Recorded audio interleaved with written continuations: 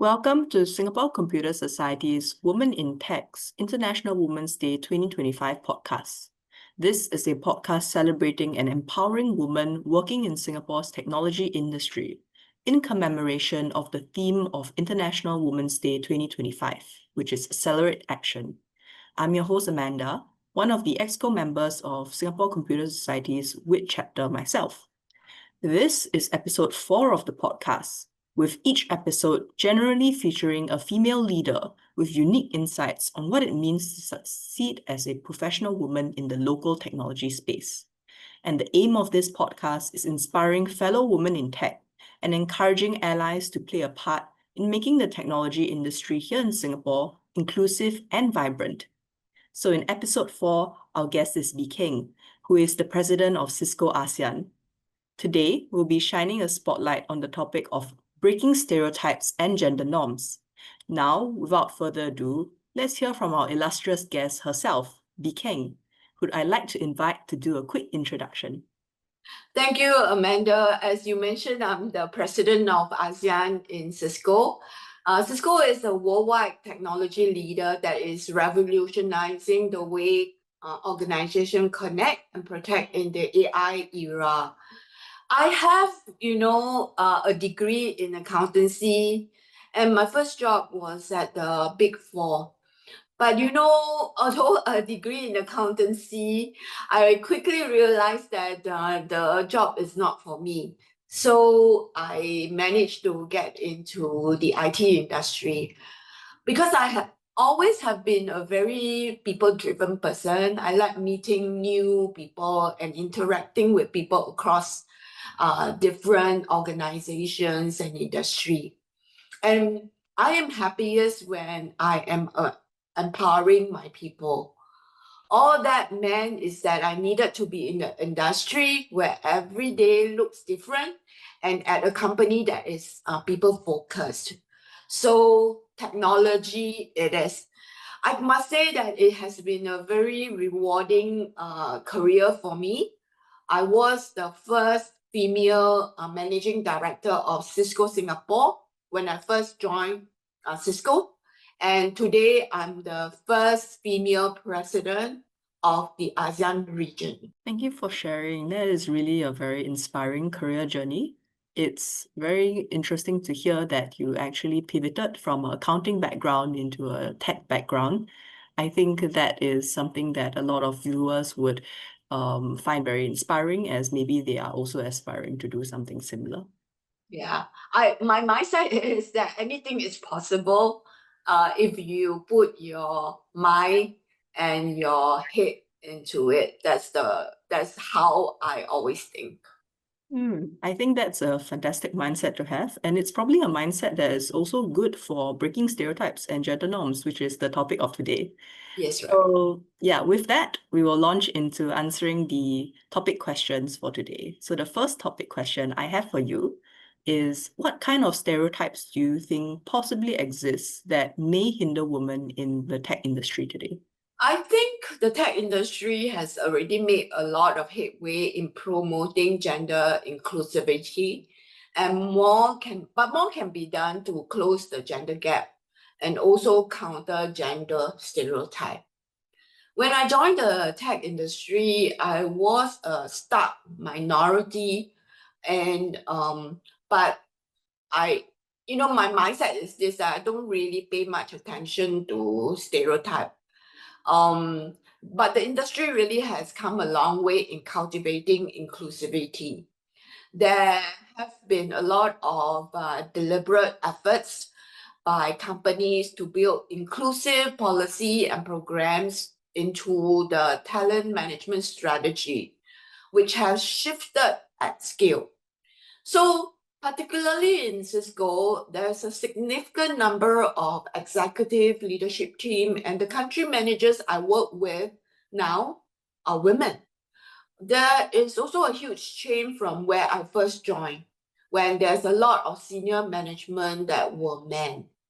However, more needs to be done to close the gap, as there continue to be gender gaps in the tech industry.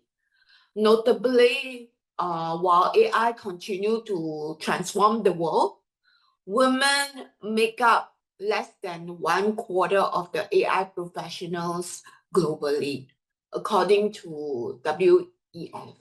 So we just need to change the mindset of women that the opportunity is immense in the tech industry, and they can also have a rewarding career in the tech industry. I love your response to that question. I particularly like how you mentioned that you try not to let stereotypes bother you. You don't focus on the negatives, but rather Yeah. you try and promote a mindset among women to not let those stereotypes bother them, and to make sure that they are encouraged to see that the sky is the limit. Yes. So then I'll move on to the next question for you. In cases where people allow gender stereotypes to affect how they treat others, sometimes it may not even be out of a conscious attempt to discriminate. It could be inadvertent in some scenarios. So, in situations like that, how does one go about tactfully addressing this kind of treatment? I think first and foremost, Amanda, I want to address the women, right? The woman needs to believe in themselves and be confident in their capabilities.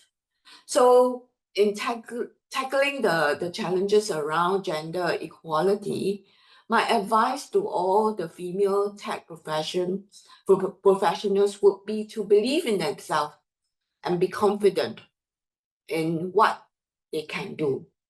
Coming from very personal experience, I think sometimes it's not necessary about female lacking any skills, but rather it is that confidence that the female have, and also, believing that things are capable and things is within their ability.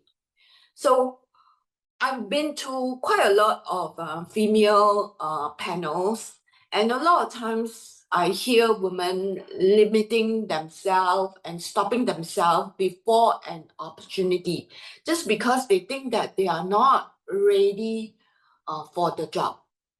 My advice to them is that, you don't always have to be 100% ready for a job. You will need to learn and grow into it. My advice is also that if you're 100% ready for the job, most probably you're not good for the job, because you think you are able to do the job with the same BAU processes and same BAU mindset. That's why I always tell women, the best to go for a job is when you think you're not ready. Then you can think out of the box. You can do the job differently from the predecessor, and you most probably will be able to do it much better than any other man or any other people. So what I want the women to do is to put up their hands for opportunity when it arises. So don't think about stereotypes, think about yourself. Sometimes it's very hard to change other people and to change people's thinking. The most important thing is to change your mindset, change your thinking, change your confidence, and change the way you want to go about in the workplace. I think that's certainly very wise advice for people, because at the end of the day, it is true, you can't control what people may think of you, but you can control your own actions, your own attitude, and your own behavior. So Yeah, correct. I do largely agree with that. It's a fantastic advice in my opinion. Yeah. But of course, with the people that around you, if you see that there is stereotyping, you see that there's unconscious bias, I would advise people to call it out.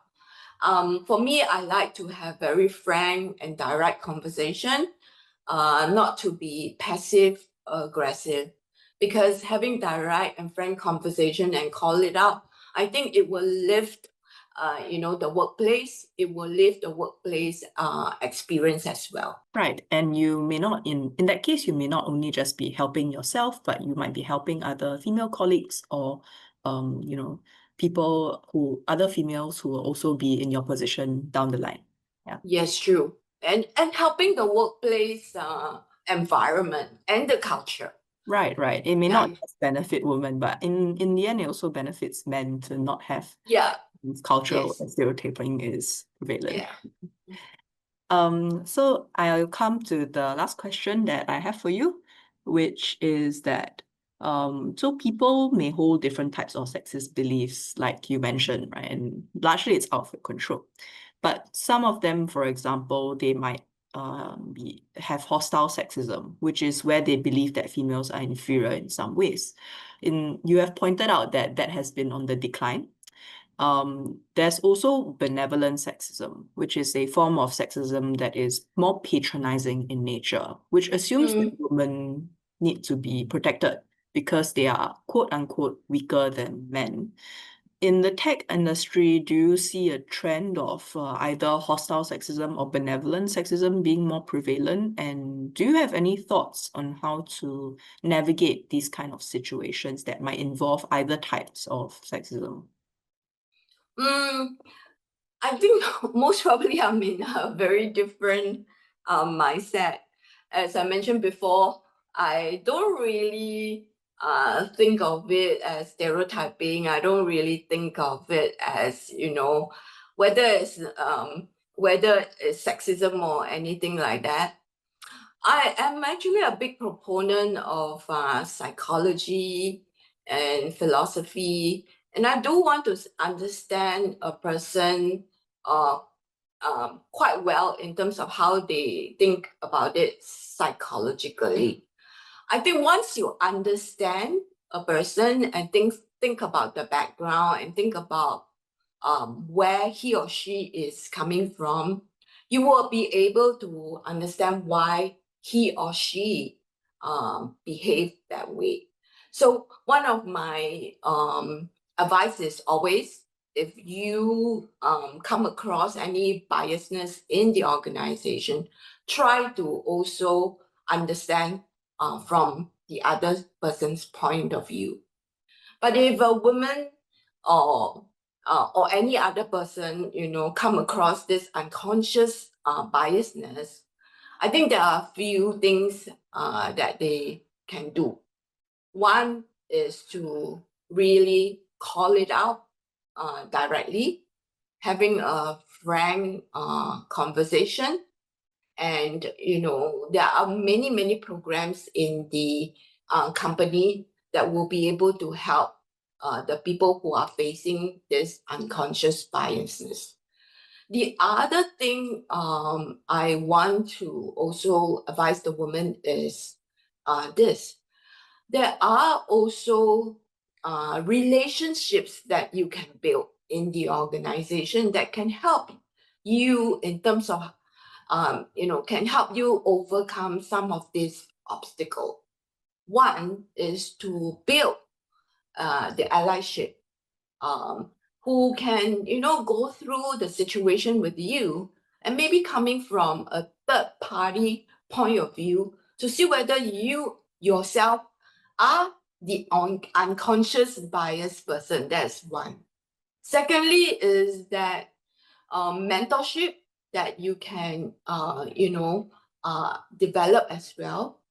And not just mentorships in terms of, the career progression and the development areas, but mentorship in developing the way you think.